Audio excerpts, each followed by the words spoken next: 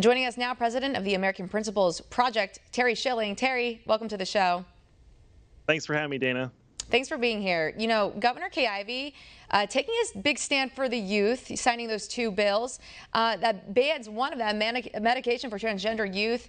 You know, doctors who will break that will face the criminal penalties. So this may be an obvious question, but I just want to ask it.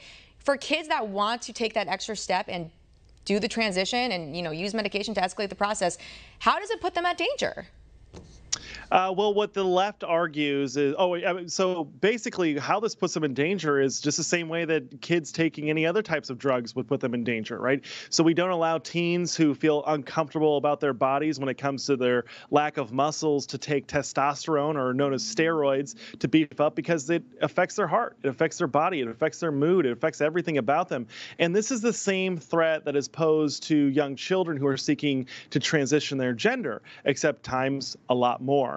So young girls who are going on testosterone, this is a mostly foreign hormone to their bodies. It's an incredible increase in the amount, but it alters their body, it shortens their life, it makes them infertile, it hurts their heart, their circulation. There are lots of long-term problems that are going to be associated with this, but the most important one, I think, just as someone that's a father of 5, is the fertility effect that this has.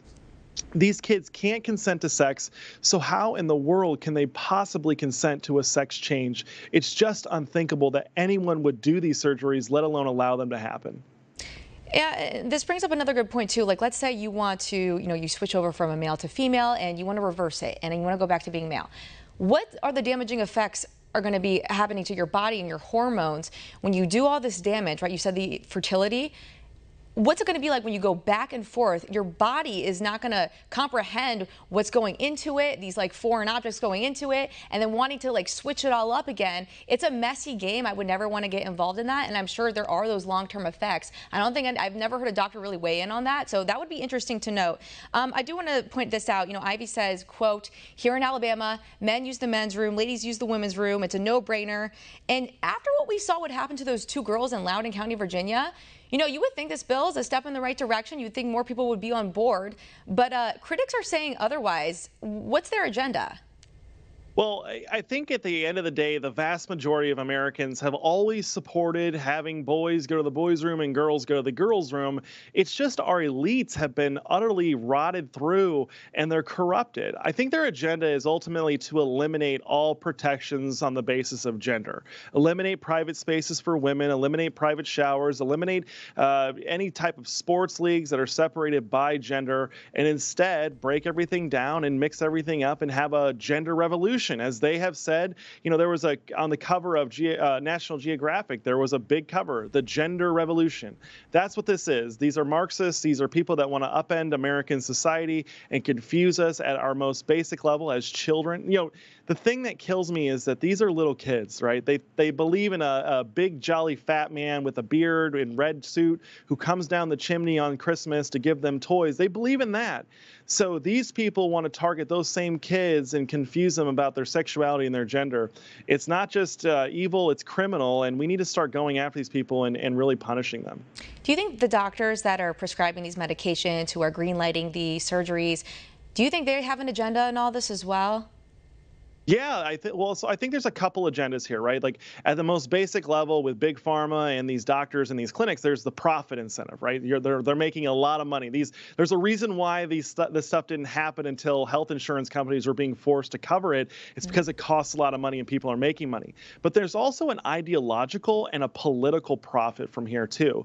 There are ideologues who are performing these surgeries who want to break down all of the protections and barriers on gender. But then there are also these politicians who are exploiting these children and their parents for political gain. And again, it's so evil that they're doing this. These are children, right? I mean, they should be left alone and not sexualized. Right, and do what you want to do when you're 18 and forward, but as a minor, it's too drastic of a jump to take.